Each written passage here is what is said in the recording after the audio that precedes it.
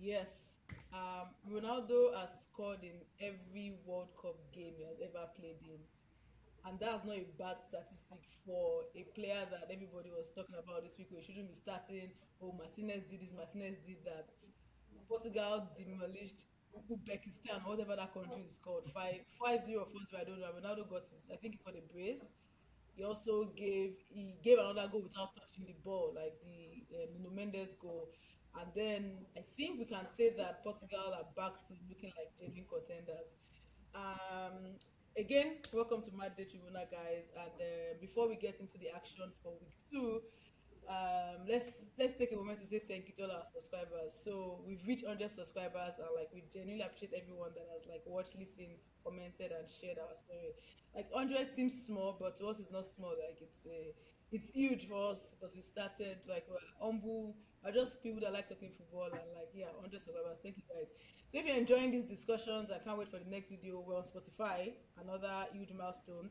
So if you miss us at any time, please go to Spotify and listen to us. So let's get right into it. Portugal, Ronaldo on the score sheet. Alex, do you think that Ronaldo proved his doubters wrong? So this is a question that is wrapped as a bullet, but I would be I'll be very honest. At 41, Ronaldo remains one of football's greatest storyline. Every tournament he plays feels like a farewell tournament until he reminds us that he can still decide games. So what's interesting is that Portugal is gradually evolving from a Ronaldo team into Portugal with Ronaldo, and for that reason, that's why Portugal might be dangerous this year. Over the years, it's been a Ronaldo team. So there is this way Portugal play, whereby Ronaldo has to come and save the day. But if you watch interviews of Portuguese players, they seem not to, talk about Ronaldo as if he's an icon. They talk about him as if he's just another player in their team. And what that tells me is Portugal is playing with Ronaldo now. Ronaldo is just another player. So other senior players will come to the fore now, and Portugal might do well. Now, on Ronaldo himself, without the shadow of a doubt, the fact that I align with Lionel Messi and that is who I personally support. That's my preference. Ronaldo is a great player. You can't take it away from him. He's a fantastic icon of the sport, and he has proven doubters wrong over and over and over again. It's 41 years. This is the sixth World Cup, and he has been delivering. Yeah. However, against a team like Uzbekistan, the floor, the carpet, the day was set for Ronaldo to deliver, and he came through. So all we can say is kudos to him for him stepping up in a match that I was expected to step up. Okay. Anyways, thank you for talking about giving Ronaldo his flowers. The guy deserves his flowers. So Moody, do you think that Martinez got it right by building the team around Ronaldo? Because when I saw the lineup, I saw that he dropped Bernardo Silva. So I'm like, why is this guy sacrificing creativity just to fit Ronaldo into the game? But again, somebody told me this World Cup is full. I'll never forget. Said this World Cup is full of stars. Messi is shining, Mbappe is shining, all the stars are shining. So why should Ronaldo be on the bench? And I thought about that. That's true. So why should Martinez not play a star player?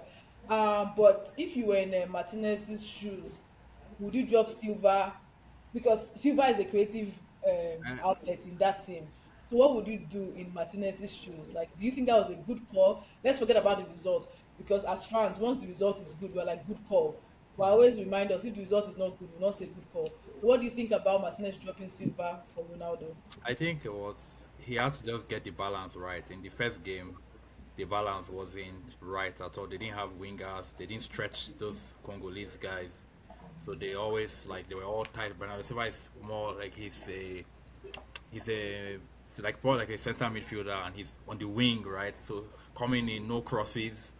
He can't take on anyone. So anytime he got the ball, he would have to always come back inside, right? So they didn't have anybody stressing the player, and the fullbacks compared to yesterday, they didn't have their best of games, so that also didn't help them, right? So it's just all about like in trying to win. It's more it's a team sport. In trying to win a tournament, you have to play your best team as opposed to your best players. So So what? is that team the team he played yesterday? Is that his best team?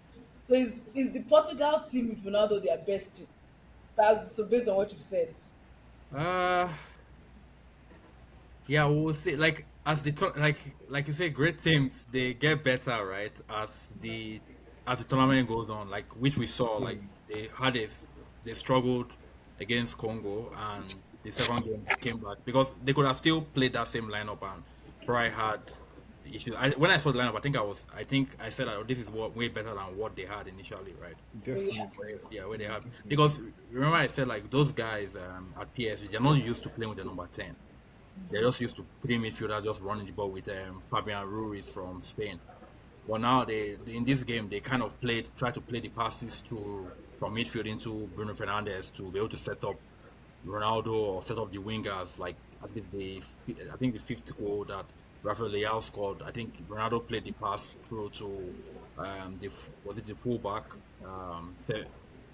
Semedo. Then he crossed it right. So they had like there was the game there was probably better structure. Like they were not as like flat as they were like in the Yeah, first game. they were fluid, basically. Yeah. Yeah, they were fluid. Like everybody was moving and yeah. So I think they I don't know if they he's still probably like he's still probably our best finisher. I'll say.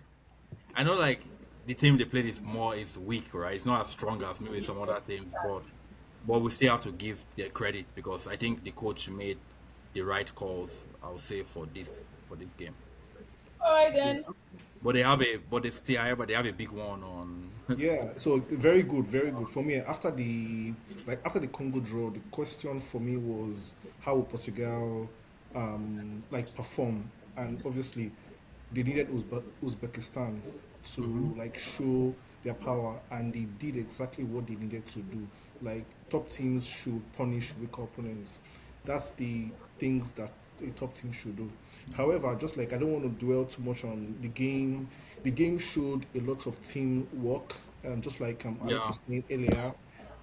If you remember the free kick that Ronaldo left for Mendes, Yeah. I was very surprised. I was surprised. Like if you remember that time, all cameras were up. They were looking for a spectacular Ronaldo goal, but Baba just left the ball and said, "Mendes, take this." And Mendes slotted it to the left and right hand corner of that thing. I was surprised that Ronaldo was that much of a team player. I thought that he would be wanting to compete with all the Messis, trying to get all the goals.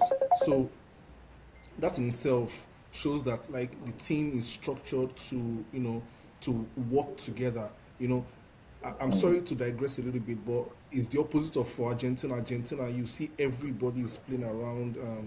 What's that fellow's name? Messi. Messi. I see. Ah, you Yeah. know what you are saying, fellow. You Hello. No, no What? vex, no bro, vex. that's a bit disrespectful. What? What? Yeah, no. But I No, was no, just no, saying no, no, no. No, nowadays. we'll come for him. No, no, no. He has to expand on that statement. We'll come Messi for is him in coming. front. No. We are waiting for you in Alex, front. Alex. Messi, no, Messi is my guy. If I forgot, I was just pulling your legs. Anyway, like No, I want okay. to conclude on this one. This one is just that for me, that Colombia is topping their Mm, group yeah. right now. Yeah, and Colombia very structured. Their game is on. They're organized. They're physical, and they want to compete. I think they really want to show something in this World Cup.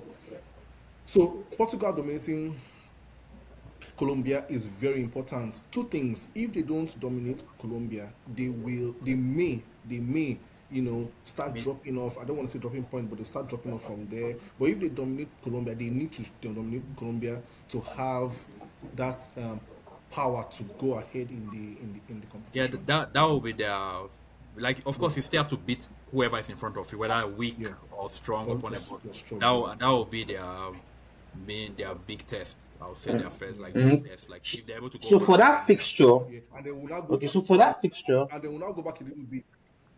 Yeah. yeah, so for that fixture, I And I see Portugal doing typically the same thing to Colombia, not in terms of winning the match, but in terms of I don't see any midfield better than Portuguese midfield in the World Cup, having the likes of Vitinha, João Neves, Bruno Fernandes, and the like. So I would expect by all means Portugal, holds possession in that game. But what I noticed in the first game when they played Congo, as regards the changes that were made in the second game, was they had higher tempo. The passes were quick and their pressing was more aggressive. So they moved the ball quicker against Uzbekistan. And it's almost like the criticism from fans and pundits and journalists got Portugal. So they needed to start the game very early. So in the first 3 minutes, Ronaldo scored. They were very aggressive on their press. So my expectation but against I think Colombia is, yeah. So I expect Portugal to press to dominate the midfield, but Colombia plays on high wing play with Munoz on the right wing back, and heavy counter attack. They know themselves with James and Luis Diaz. So they have a team that has an identity in attack. Diaz. If you compare that to the way Austria was playing, Austria does high press, but they didn't have an identity in attack. So it's going to be a very competitive game, and it's going to also test Portuguese defense. If their defense is really up to the test with good, yeah, with a good attacking play. That's going to I be and that's the a fact that they don't have a natural defensive midfielder that will be tested too, right? Yes, Like this guy yes, just yes. yeah, So that will be tested too. Okay, guys, we have a new guest with us. Like, let's welcome Onos. Oh, Thanks for joining us today. Thanks, guys. Um, Thanks. I was welcome, experiencing Onos. some technical well, glitch. Thanks, guys. I appreciate it. Thank you. welcome. so this week I saw a Ghanaian man, or what that people call a shaman. I think they called him Wednesday Devil. He went viral before the England game against Ghana, and he said that he's going to perform ritual or juju against England Exactly. from scoring. I don't know if you guys believe in that, but what we do know is that England didn't score. Kane missed a chance, and like England had 0-0. So that guy already said this one before the game. So evidence is there. The guy's juju worked. And then, like, I think the crazy thing after the game is the guy came again to now say that he's releasing Harry Kane from the spell, and Harry Kane can go and score in England's name. I saw the game, and I admire Tuchel a lot. I respect him, but I do not understand how Ghana was able to hold England, the big names like a Declan Rice, a Jude Bellingham, like all of those guys. I didn't understand how Ghana was able to hold them to 0-0. So, should we be worried about England after this goalless draw against Ghana, or is it just one of those days in football? Okay, yeah, go ahead. Um, for me, I feel like this England team is lacking creativity, right?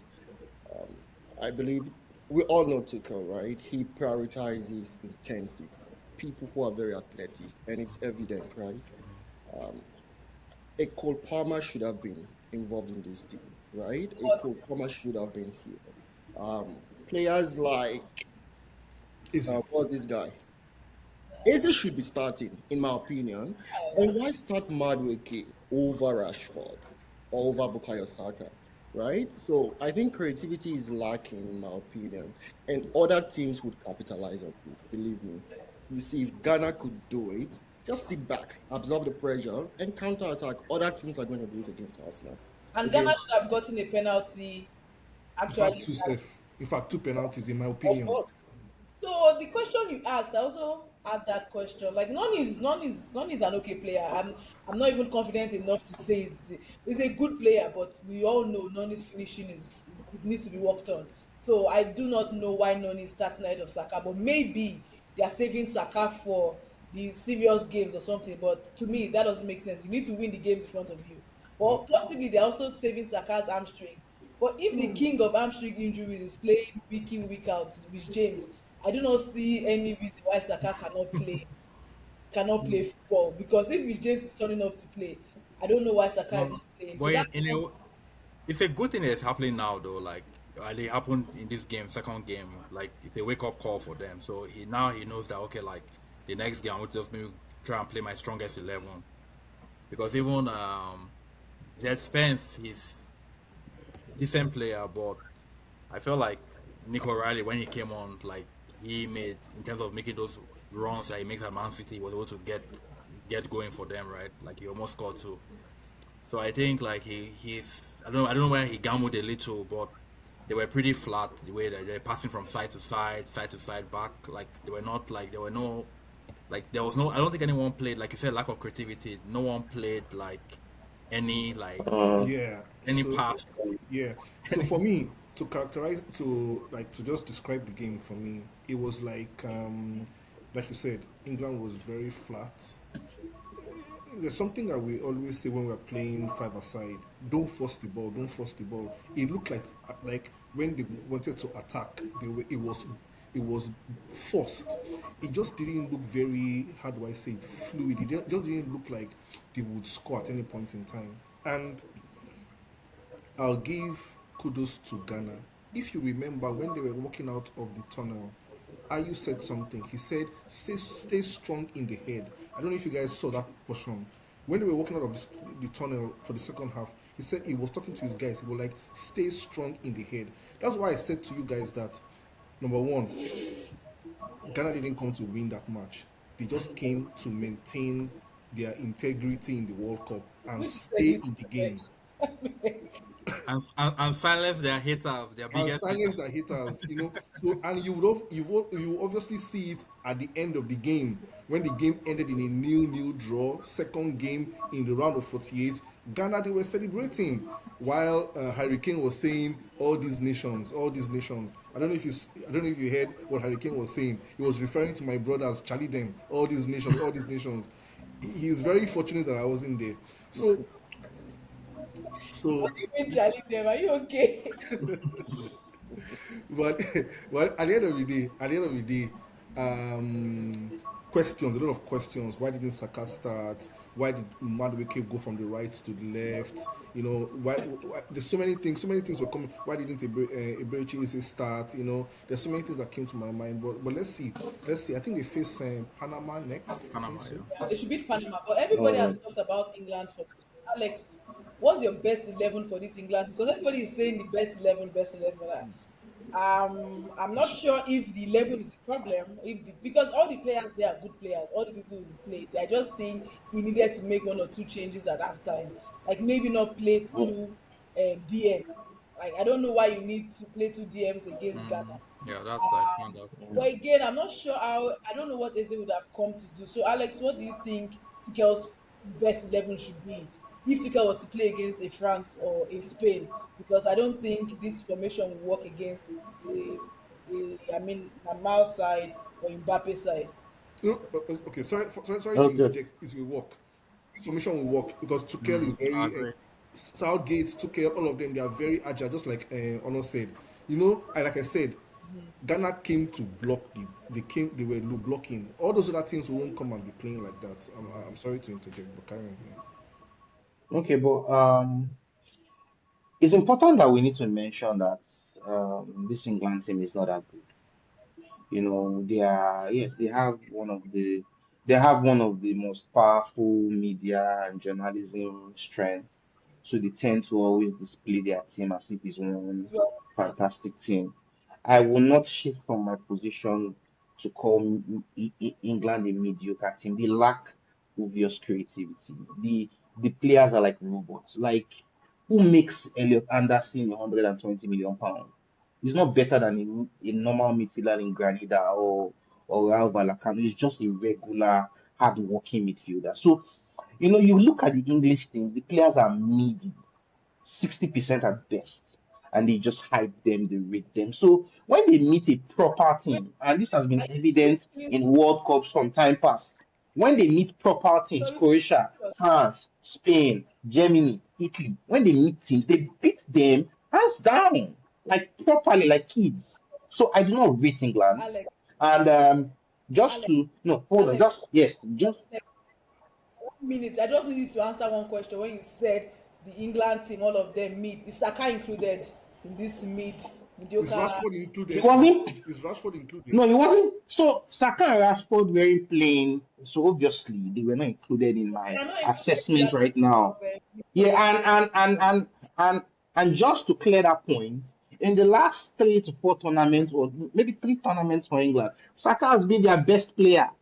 Obviously, so that counts I for just something. But Yeah, but just to add a few things, I don't see England being a good team without Kobe Mino. In every team that plays, you need a Main, player who main. has a way around the midfield, who has a touch, who has that turn, who has that Jakushe Pobaton. You have a player in Kobe Mino and they are playing Elliot Anderson ahead of him. It is so crazy. There is no world. I've been watching football Yeah, for donkey years. There is no world where Kobe Mano and Elliot Anderson can be compared. Talent wise, ability wise, how they see the game, technicality wise, they are not on the same par. And Tuchel decides and England fans decide to play Elliot Anderson over Kobe Mano. So I don't expect them to perform. Now, just to answer the question regarding my first 11, um, first of all, I think Tuchel should go back to his three at the back. That was where he had success, Three at the even back. when he was at Dortmund, even when he won the 100%. Champions League with Chelsea. You have Rich James in that team. You have this fella O'Reilly. from Man City at that team. Yeah, Rally in that team. You have Rashford. So when you watch the game against Ghana, they lacked wit. They lacked wit. They lacked a player who could stretch the game. This guy from Newcastle who just went to Barcelona, he couldn't hold his weight. He was coming too close. You now had the ten of England and the left winger of England almost fighting for the same space. So he made Ghana's game very easy. And we also need to give a shout out to Carlos Queiroz. He's known for being one of the best pragmatic coaches in international football, and he executed to the latter in most tournaments. And he did a fine job. Sometimes when this kind of 0-0 match happens and the favorites, they don't deliver, people always, say England didn't play well, but the truth is Ghana played to the T. So we need to give Ghana their kudos. Yeah, And yeah. I just hope that, yeah, so I just hope in their last fixtures, Tuchel can remove the chain that is holding him back. He's a fantastic coach. The English press is probably It's getting to him. He should play what he wants to play, and England will perform better. Yeah, you said something I always say, and we're talking about it. Like once there's a 0-0, everybody will say England didn't play well. How about Ghana had a No, job and they no, did it? we'll give credit to Ghana for sure, but Yeah. we give credit for that, but like there are still things that I think England could have done to try to get something from the game. Yeah, or get more from the game. That's what I'll say. But the score was a fair result for both teams. I think Ghana. I don't think Ghana at that point. When I was looking at the night at the 85th minute, I don't think Ghana deserved to lose now at that, because they had done their job. Like Yeah, defensively, yeah, they were solid. Their truth. goalkeeper made some decent saves. Yeah, so I don't think they deserved to lose. It was a fair result, I'll say. But England could have done more. They were favorites. I think they could have done more based on the coaching, the tactics the plan the coach set out, and the execution of the plan by the players. I think those were two things that didn't work out for them. Yeah, nice shout out to Mourinho. That's a player I also respect, and I think he's a very good player. And I will never understand why Amorim was benching that guy. But let's talk about record breakers. We talked about Ronaldo. We talked about England and Kane choking and the Juju man. But let's talk about the people breaking records, people that are changing the games in this tournament. And we all know that, like in every World Cup, we have these players that perform, people that like defining expectations. Yamal has come, is doing what we thought he was going to do. We predicted like Yamal will have a great tournament. Mbappe too is having a great tournament. Alan is having a great tournament, so everyone is scoring braces every week and all of that. So, guys, if you had one superstar, if you had to predict a superstar that would take their country to the farthest, who would you guys predict? And of course, again, we have Messi carrying his whole nation. So I'm not taking Messi It's away their from only goal scorer, right? Messi is their only goal scorer, right? Yeah, five it's the goals only one and that scored. Yeah. Messi has scored 5 goals. So if you guys had to bet on a superstar to carry their nation to the furthest part of this tournament, who are you guys picking? I'll start with Alex There can because only one of be one answer. There can only be one answer. There can only be one answer. There can only be one. Sorry for my lack of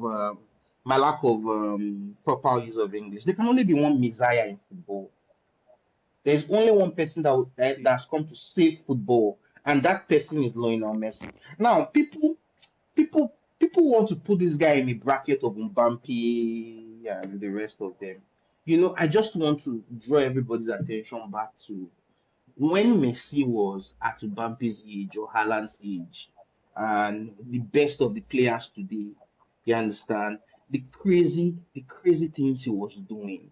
Mbappe was right now. Mbappe's best season is like Messi's worst ever season when he had maybe let's say he missed 20 fixtures with injury.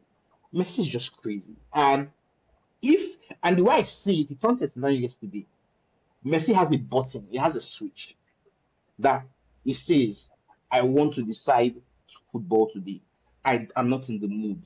He's just that type of player. And if Messi decides in this 2026 World Cup that he wants to score 15 goals, trust me, the brother will do it. So when when we try to categorize players, let's leave Messi on his pedestal. Then Ronaldo and the rest of the guys as humans, That we can put them on their section. Alex, thumbs up. You were not here in the last episode. I had warned this same crew. I had said it to this same crew. I said, when you are asking questions, say outside of Messi, then we can now answer. So it becomes clearer. There's Okay. always that misconception, of grouping Messi with human beings. Messi is on another pedestal. Then we cannot start Yes. talking With about emphasis, Ronaldo. with emphasis to the word that you want them. I'm happy you said that. They were warned. They were warned. Yeah. No, you can Guys, I continue. beg, please No, you back can up. continue. Please, okay. Outside of Messi, who are you guys backing by this World Cup? I'm done with this. I respect Messi, but please, okay, please, outside of Messi, please. I think for me it's Mbappe. I think since I started watching soccer and all the World Cups I've watched from I think the first full World Cup I watched was let's say starting from the USA '94. USA '94 was more of highlights though, but the USA '94 till date, I think he's the best World Cup performer I've seen since Ronaldo de Lima. Hmm. So I think yeah, I think he's the Honest, best. Ayan. who No, you? shout out to you. Shout out to you, Moody. You are an old head in football. I mean, I appreciate you going back to 1994. Yeah. Yeah, It's he's the important you best. mentioned that. He's the best World Cup performer I've seen since Raul de Lima. Like, and I feel like he's going to do like he's going to be able to take France to three consecutive. I don't know if they're going to win it, but three consecutive World Cup finals. Okay, Honest, do you agree with this? Who are you backing? Who are you placing your bet on? For sure, it's Mbappe. If we're talking about the GOATs, we always mention Ronaldo and Messi, right? So those guys are in their own league. But I'm backing Mbappe. Okay. Sorry, can I say something? Sorry, Well, for this good debate, I think maybe we'll have a call with this, but I just feel like we should just appreciate both of them. Yeah. There's no, So, Nah, so, so, nah. so let me ask. No, I no, know, I know, no, I know no, you're going no, to. no, No, Alex, no, Alex, Alex, no. hold on, Alex, hold on. I know that you're paying by that this is World statement. Cup recap, not I good know you're paying debate, by that right? statement. But let me just ask, let me ask this question, and let me see how you guys will answer it. Who do you think will regret that the other person came in their own time, in their own period? Do you think generation. Messi will regret that Ronaldo came during when he was alive, or do you think Ronaldo will regret that Messi came when he was alive? Who do you think will regret? That's a Um, good question. We all know the answer. Like, yeah. exactly. So, I so definitely think that I don't think it's a difficult question. I it's not a think difficult question, yeah. I think both of them pushed each other, right? Both of them mm-mm, inspired each mm-mm, other to be better mm-mm, footballers. mm-mm, So mm-mm. I'm sorry. I I'm don't really sorry. want to. I'm sorry. Almost, I almost. think No, no, no, no, no, no. That's blasphemy. Ronaldo didn't inspire Messi. Let's get it clear. The no. inspiration, even Di Maria said in his interview. You understand? Even Di Maria, who has played with them both on international football and on the footballing level, said the same thing. Ronaldo has nothing to inspire. See, as a matter of fact, Ronaldo benefited from the fact that God existed in his time. He had something. He had a target point to look up to and say, "Look, I have to be this guy." Now, football has different facets.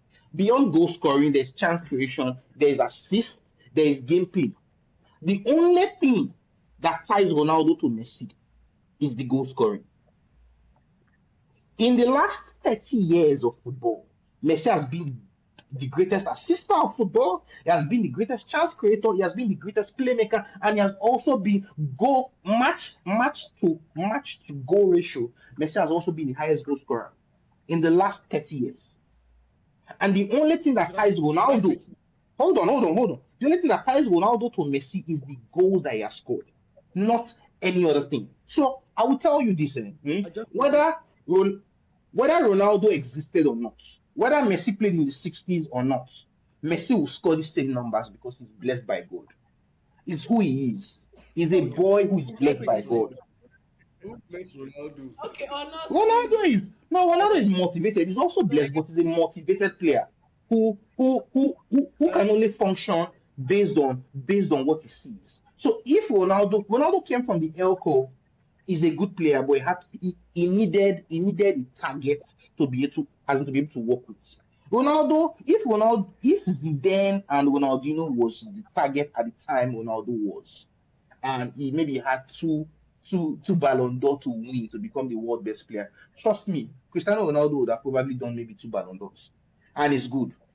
But because Messi kept on uh, doing what he was doing, abnormal things, Ronaldo had to push himself, keep pushing himself till he got to five Ballon d'Or, till he kept winning things. Even Florentino Perez told in 2017 when he was asking for abnormal fee that, bro, you are not Messi. I'm sorry, you can get the fuck out to Juventus It's because there's only one okay. Messi. you know, I'll quickly add to what you've just said. Look, there is no lie there, right? You made some very Thank good you. points. However, Thank you for saying I'm honest. opinion, if there is someone who has inspired football players, young football players, that if you work hard, you'd be great, is Ronaldo. Yeah, good that's point. that's Good Ronaldo. point. That's That's a Ronaldo valid to me. point. That's a valid point. Inspiration. For the But humans. For the Alex touched. humans, yeah. Alex Alex touched on something now. Everybody talks about the goal scorers. We've talked about like Mbappe. We've talked about Messi, and of course, you guys didn't mention Alan and Yamal. Those are guys that they're also like carrying their countries in this World Cup.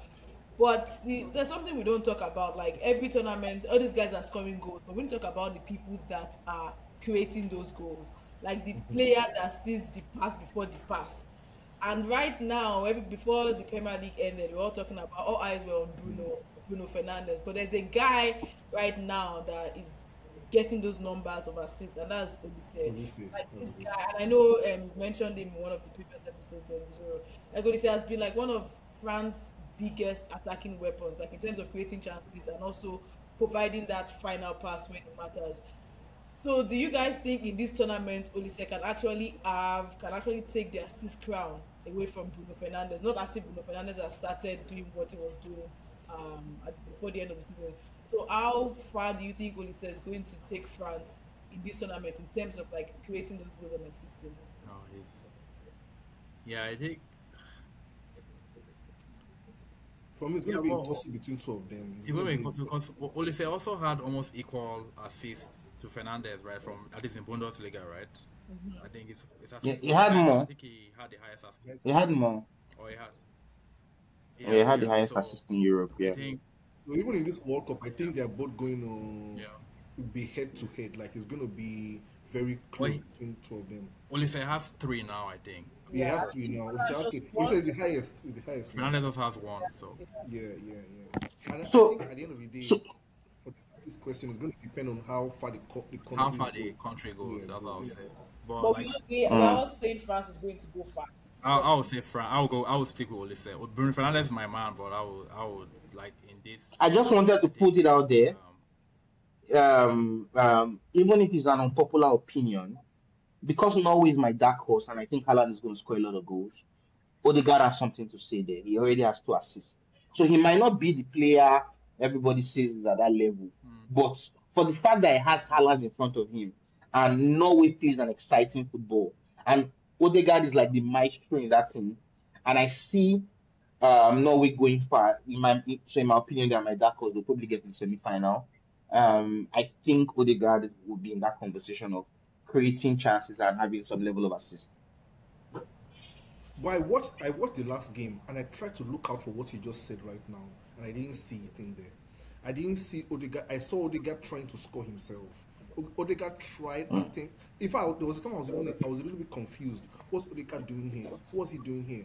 Many times you see Haaland, putting his hands like this, like pass, give me ball, and Odegaard will lace that shot by himself, and the goals that Haaland scored in that game, they didn't have anything to do with Odegaard. So I don't know if it is set up for Nobody, Martin. no, but It is the second goal Haaland scored, Odegaard gave him the pass. Solos was going to the right, Haaland was going to the left, and yes, Odegaard dragged the pass to Haaland. So I'm not Yeah, yeah, saying yes, yes, Odegaard won't yes, yes. score goals. So I'm not saying Odegaard won't score goals, right? But because Norway plays free flowing football, they score a lot of goals. If you watch the group stage, they scored a lot of goals. Some matches 6-0, 7-0, and for that reason alone, right? So those come into factor. I don't see the other team scoring as much goals as Norway because Norway will meet some things that are obviously for the taking. So on that premise, I think Odegaard will score goals. It might not be enough to outshine Olise and Bruno, but I think he'll be in the conversation, because of Haaland. No, Yeah, I think Odegaard, like with Haaland, because anybody that plays behind Haaland probably we get if a I lot Who of play benefits? assists. behind Alan, I will get. Because sometimes you don't need to Yeah. play the best pass. Alan will still bully the defender and still score. The guy's just a Alan keeps machine. going to the next. He keeps going to the next question I want to ask. The dark horses of the tournament. My own dark Oh, horse is Cape Verde. Like this guy, first game, they held Spain. Second game, they are drawing, and like Alex has mentioned, Norway. So I'm putting up Cape Verde, like, and they the ultimate dark horse in the beginning of tournament. Japan was the person I think like, okay, these guys would go far. People are not mentioning them, but Japan will go far. But now I'm like, okay, Japan is no longer a dark horse. Those ones have made a statement. Now Oh, those spread guys. now is Oh, like Cape Verde is a team I think that they may surprise us. They've been surprising us, and we may be in for because they are very much in the knockout qualification. So are they going to be the biggest surprise story of the tournament? And apart from Cape Verde and Norway, what other dark horses should we be looking out for in this tournament? the host nation now, the United States. I was going to come to that, but I was leaving a special session for Pochettino, our guy, our guy from Spurs. Yeah, So I think the US and Japan for me. But you're saying that you don't put Japan in there, but I think yeah. Japan is not. When we first started, I said that Japan. We mentioned Japan. I said Japan is going to dark horse. I don't see them as a dark horse. They are, and they are proven it. They've proven it already. Yeah, but I think the US will go deep mm. from the way they've been playing. The What's US, their games fast surprising pace. me They play about football, like they are Like playing football. Premier League, like a Premier League, a proper their Yeah, Premier League yes, team, very energetic. yes, they are playing professional Yeah, football. so What's I think they are surprising just about the functioning. US is Okay. No, no, continue, okay. continue. So one surprising thing for I could be wrong is I didn't know most apart from Balogun who Arsenal rejected. I didn't know most of the players on that team. Of course, Pulisic is there as well, also with injury there and No, there. But Tyler there's Adams. there's Tillman because I watched their games now. There's this Tillman and Dest guy. Those guys are best. playing really well. So I don't know if the players are good or it's just like No, coaching.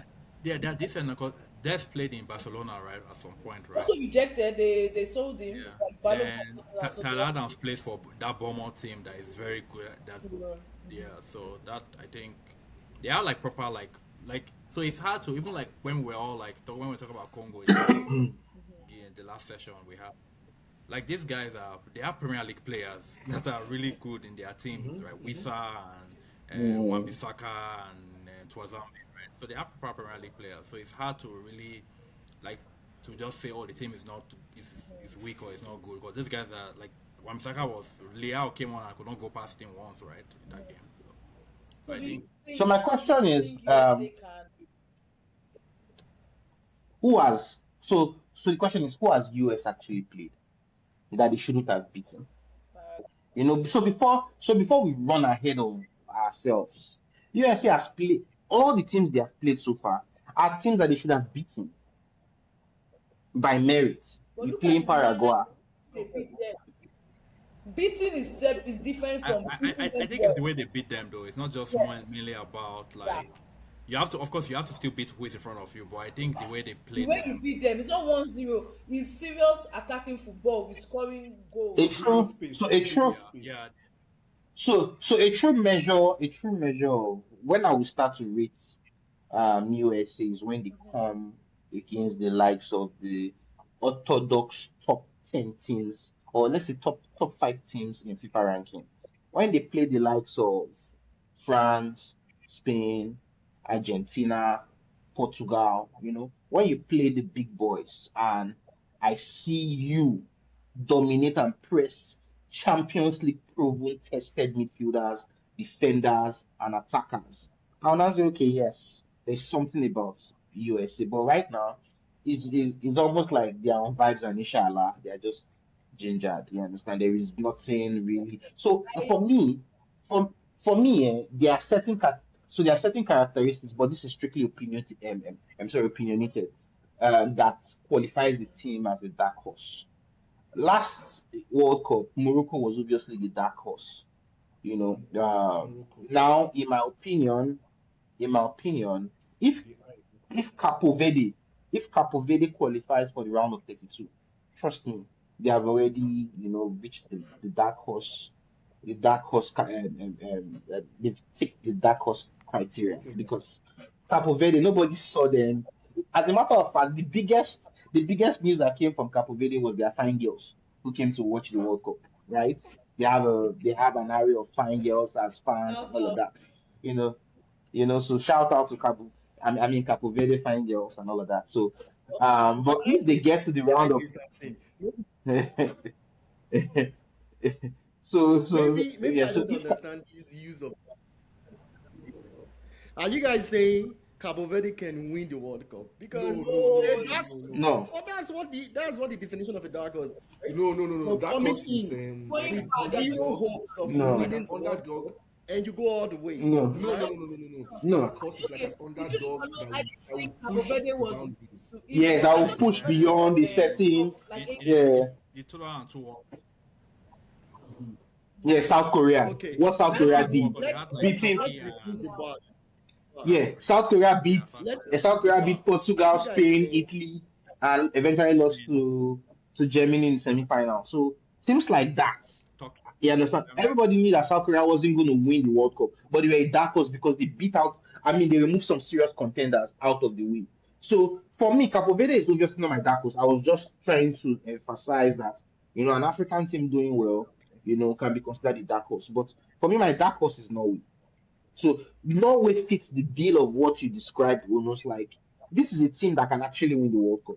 Now, what is on Norway's side is Norway came into this World Cup without any form of pressure. There is no pressure on Norway to Just excel the way the orthodox Big Five team should excel. But they have the team to do so. They have European experienced players, and they can actually do it. So Norway is just playing on. Nobody's expecting us to do well, but we are good enough and we'll do and we'll play and they play fantastic football. They play front foot football. So for me, I see Norway if they get to quarterfinal, it's a mere tournament for them, but it's a good one for the general assessment. But I see them getting to semi-final. And that's if their fixture is nice to them, if they don't get to meet Spain or France along the way. This match I think they are playing France. Sorry? yes, yes. And They're Alan playing took out France. pressure by saying he They're playing sees France. Yeah. France winning and Mbappe scoring. That's like taking pressure from the team. I think that was a smart thing to do. So I do Yeah, agree with true. you on them. Darkers, like yeah. Yeah. On us based on your own definition of dark horse, who is your dark horse for this tournament? for me, Morocco came in to the tournament as a top 10 nation in the world, right? But for me, they are still a dark horse, right? Um, I see Morocco going all the way to the semi-final, right? again. So for me, that's a classic definition of dark horse, right? So semi-finals, if they get up to that, that's good. But for me, classic dark horse, Morocco. They've been fantastic against Brazil, Scotland, like they've been fantastic. Okay, let's go So back to the how record breakers now. Just Okay, all right. Okay. So, because I just wanted to ask him, how can you classify Morocco a dark horse when everybody can see them coming? I mean, they did semi-final last tournament. They're in the top 10 already. They're already categorized by FIFA as one of the top 10 teams. So basically, what that means is you being a top 10 team with FIFA is you're expected on, on an average to get to at least the last 10, be at least one of the last 10 to remain in the tournament, just by normal I arithmetical wish that was standing. how it works. So, I wish that was how so, it so, works.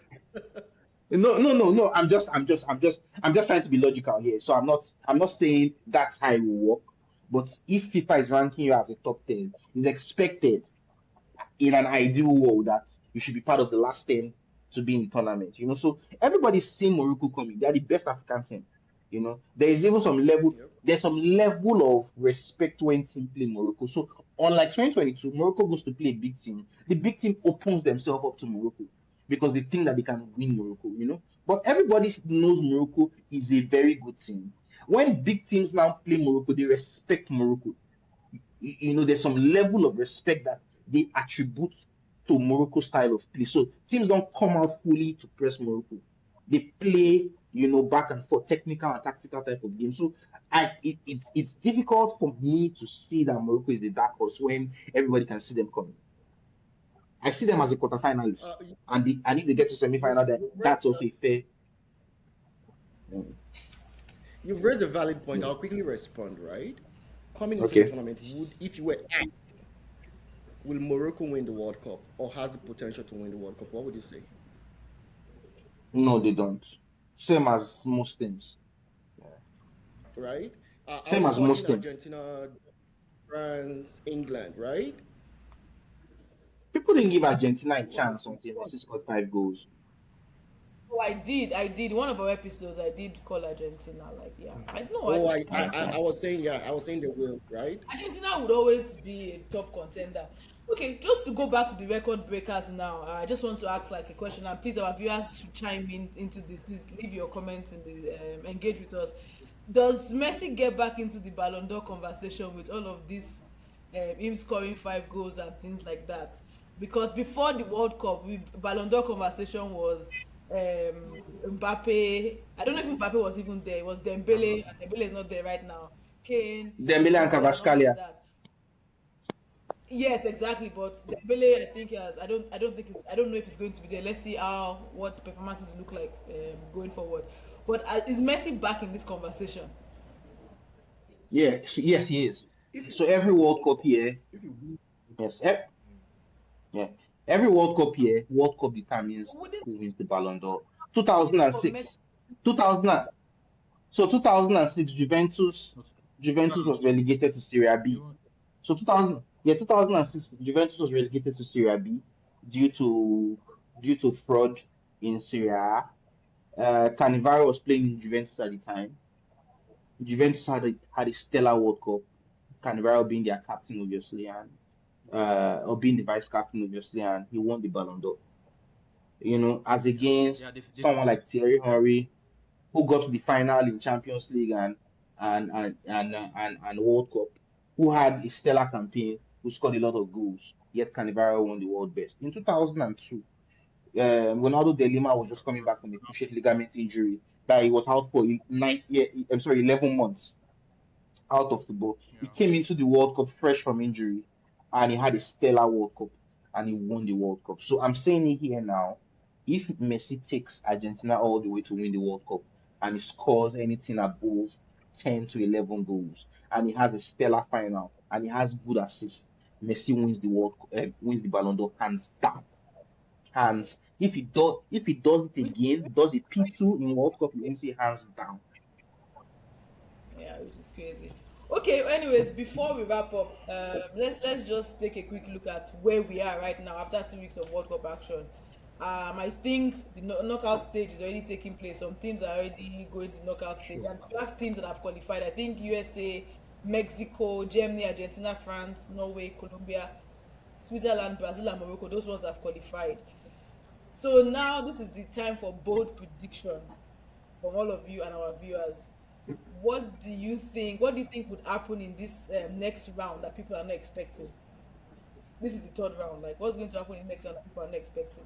That's you mean the round of 32? 32. Yes, yes, yes. Yeah, the World Cup is just Okay, starting now. so go for it. England is going out. Who's going out? England. Oh, wow, that's I a bold agree. one. I Okay, cool. agree. That's a big Okay. shout. Oh wow. That is a big shout. That is the bravest shout of the week. That is a Why big why shout. why do you think they're going out though? Oh, wow. Okay, does everybody is everybody leaning towards Alex, what's your own hot take? Or Nurse is leaning towards I England is going out. It depends on who they no are. It I depends on who they are playing no now. I will not touch. I Moody will not touch. I will. pick a side. I won't touch that prediction by even I the can't. slightest. I You think know, it depends so on who they are. Yeah. It you know, I depends on who they see. are. In, It depends yeah. on who they're playing. Okay, I'm going So to go let's with not this. forget. Portugal will not. I'm saying I play my own safe. Portugal will not finish top of their group. Like I don't see Portugal beating Colombia. That's another. I agree with you again on that one. I don't see how that's going to happen. Yeah, Colombia honestly, is I agree with everything. No, no, no. I'm just being very factual here. Mm. okay. Please, you guys should comment. Like, tell us your own hot takes going into the next round. Like, yeah, Alex, any So in so hot from takes from you? so you mean next round of 32, the last fixture of the group stage? I thought you meant the next round. No, next round. Next round. Next round, yeah. Next round. Okay, because you said Colombia, Portugal, so I was quite confused as to.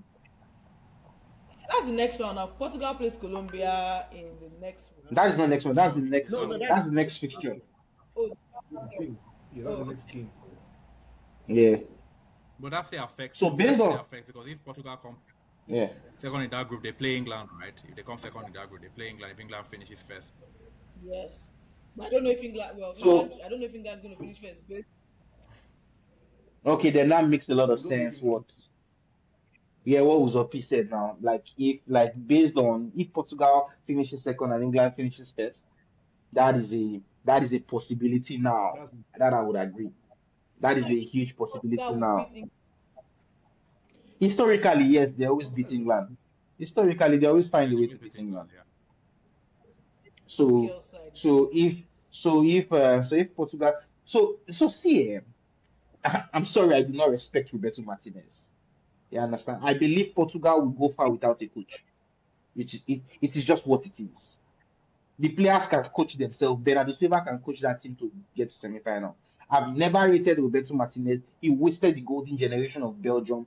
He's a wayward coach. He's a wayward coach. I don't beat him. I think I will do a better job on the touchline than Roberto. Like I was such a Belgium fan from the 2014 to the 2022 team, where they had Nassar Chadli, Carrasco, De Bruyne, Hazard, Thomas Meunier. Everybody, you had Toby Alderweireld, you had Bent again, you had Thomas Vermaelen, like you had the full team. Lukaku, Dembele, come on, man, Musa Dembele, you had all that team, and he couldn't do nothing. The best he could do was finishing third in the World Cup. So if Portugal meets England, historically Portugal should beat Alex. England, but Quick question, I Alex. give to Quick question, Alex. okay, What would you do different with this Portugal team? I love that. fantastic, fantastic. I like the question you've asked me now. I think if I am a Portuguese coach, I would do what every bold coach should do. Ronaldo is 41 years. He needs to be a fringe player now, and this is not me being crazy. The only player who played proper football at 41 was with Jamila, international football. And this is as far back as 1990. You understand? So what I'm asking for is not abnormal. Do you know how much you've stunted the progress of generations of striker who should have emerged from the Portuguese team because a player has decided to play into three generations? So it might be a personal ambition of Ronaldo, but it also Like, but it also you affects don't. so it also affects the development of people. You understand? Minor decisions like this affect development of people's progress. So today now, the only striker we know in Portugal other than Ronaldo is Gonzalo Ramos, unfortunately. Should it be so? It has stunted the development of strike. We don't see Rafael Leao as much. João Felix is a fringe player because they have to play their football to a certain person. Now, the truth is, Portugal is a team that should be playing their football with full pressing, but they can't play full pressing because Ronaldo cannot press at 41. So they are playing disadvantage, yes. So there is a benefit of him and there's a disadvantage. The benefit is he's a lethal finisher. He knows how to finish. But the other problem is when Portugal meets a team that is fully in sync from back to front, you have a striker like Alvarez. It will be difficult for them to survive because you are carrying one man down, right? So a bold coach would have changed the formation of Portugal. You remember 2010, Vicente Del Bosque in Spain, he played six midfielders and only David Villa in attack. David Silva was playing wing, Fabregas, Iniesta, Xavi, everybody was in the team because he realized that the strength of the team was in the midfield.